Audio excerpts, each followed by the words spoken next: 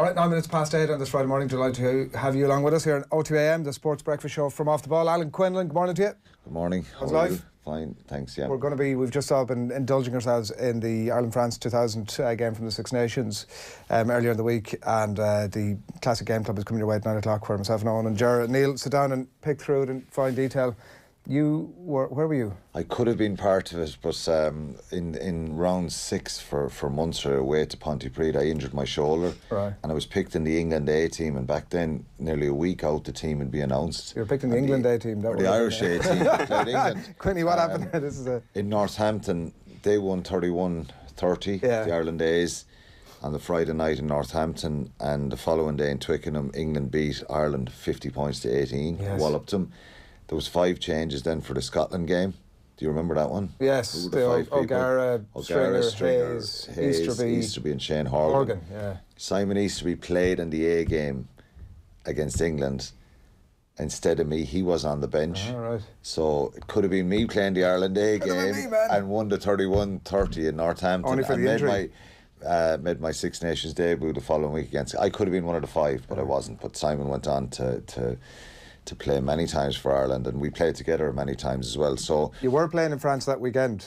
Yeah, we were playing the Ireland A team, so I got back. The France-Ireland game was around the 18th or 19th of March, so I made it back from my shoulder injury that I missed at the start of the Six Nations with, and I played in the Ireland A game. We were beaten 31-25 the night before the senior match, and we came to Paris then the next morning, and I went to the game. It was incredible. It was phenomenal, and I think I've said this many times before. It really changed the whole Irish psyche about having the ability to go and win in France, and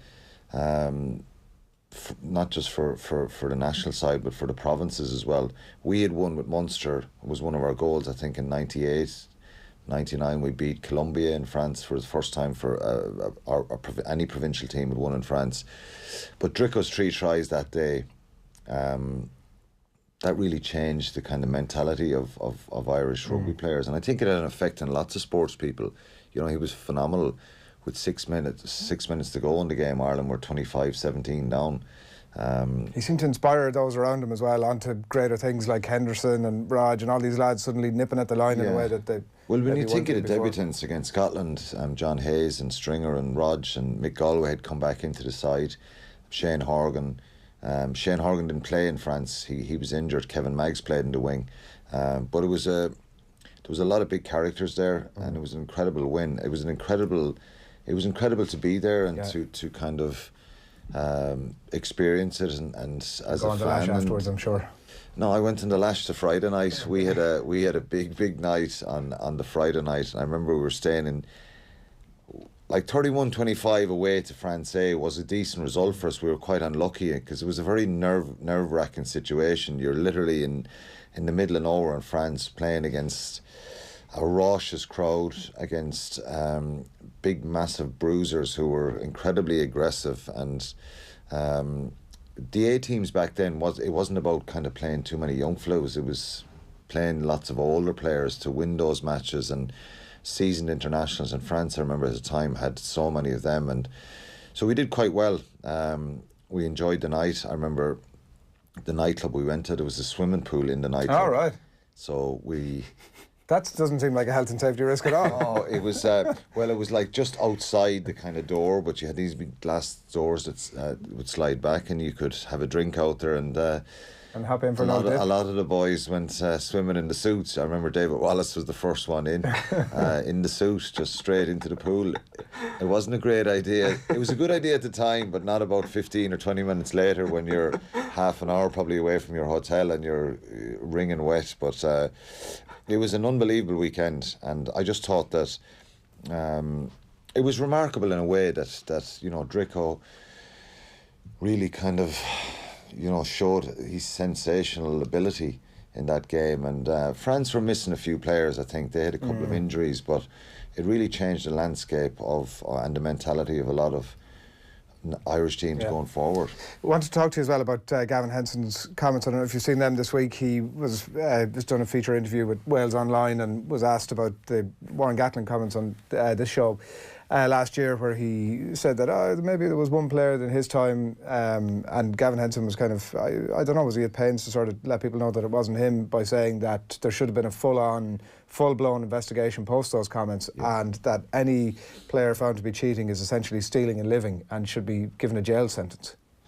Very extreme to say that they should be given a jail sentence, but it's a very debatable topic, isn't it, regarding the sanctions and allowing players to come back from suspensions. And it's happened in South Africa. So many players have served bans, young players have served bans. There was an article this week on the BBC website again about Craven Week, and a young player was mentioned who played for the Blue Bulls and then tested positive for steroids and came back and played 2 years later. And it's happened so many times in France and or in South Africa. And I think the whole Warren Gatland comments when he was finishing up about the possibility of, he suspected one player was taking steroids in Wales, he retracted that a little bit and kind of watered it down a little bit afterwards. But Henson is saying in his comments, the full thing, that actually they're far more fulsome. He's saying, I know people who did this. He knows people who left. There should be an investigation after what he said.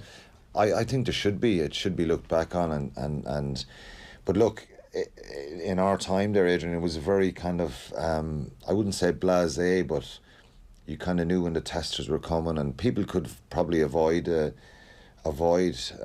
testing process. Sorry, it wasn't as stringent. He said that players would literally run out. I never saw that in when Munster or Ireland, when we were tested. You know, everybody would have to be available. You didn't get any prior notice.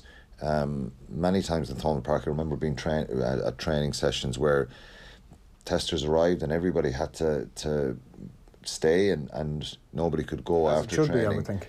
Yeah, either prior to training or after training, because sometimes we'd train and you'd come off the field and there'd be people there with folders waiting and a couple of players would be pulled out of a hat and you'd have to stay and be tested. But everybody, you couldn't just run off and say, well, certain players aren't available. Notion. Yeah, but it probably did happen. It was probably much more looser than it is probably nowadays. And he's very, very strong and adamant in that. But, you know, the culture of doping in rugby and the suspicions have always been there, and they're still there to this day.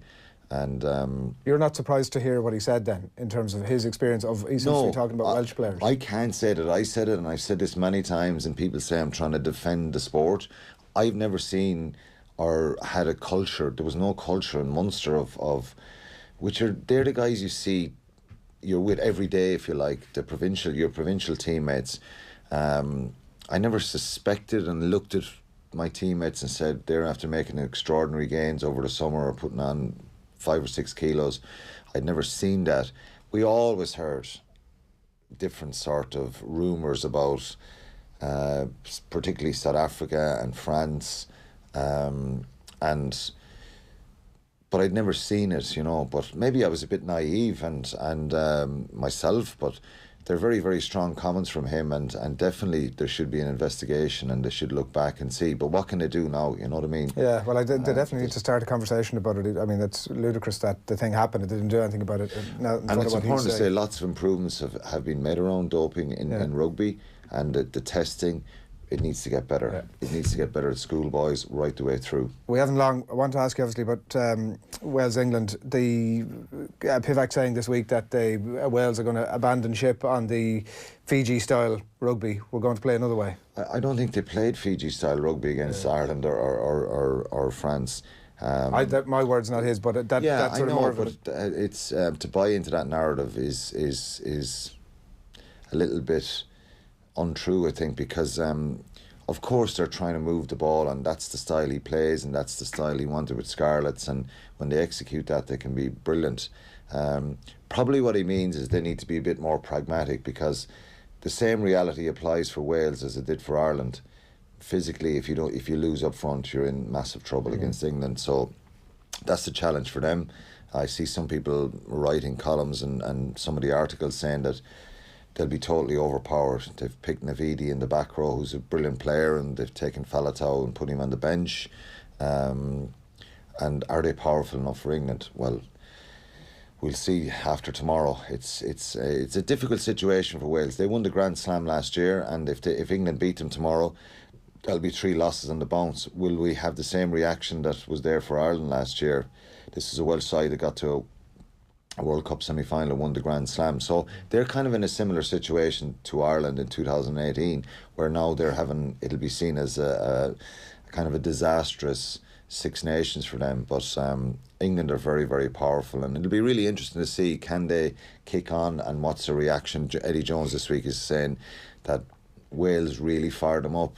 I said it a couple of weeks ago here that I thought the Irish team really fired them up. And he says it about everybody. It'll just be. Will there be a bit of bite to it? Will England get a little bit complacent now? Will they have the same kind of bite and intensity? But when England execute, they're a very, very good side, and they can. It'll be interesting to see if they can do that to Wales tomorrow, what they did to Ireland. Yeah, all right. You've got to leg it. Thanks, William, for coming in. Avoid the swim pool there on the way out, Quinny. I will. You can get David Wallace in to chat about that story. We'll have to give him the right reply. Alan Quinlan, as always, on a Friday morning, looking ahead to the weekends. Rugby, I'm delighted to say we've Andy Mitten on the line from United We Stand to get into the action last night. Andy, good morning to you.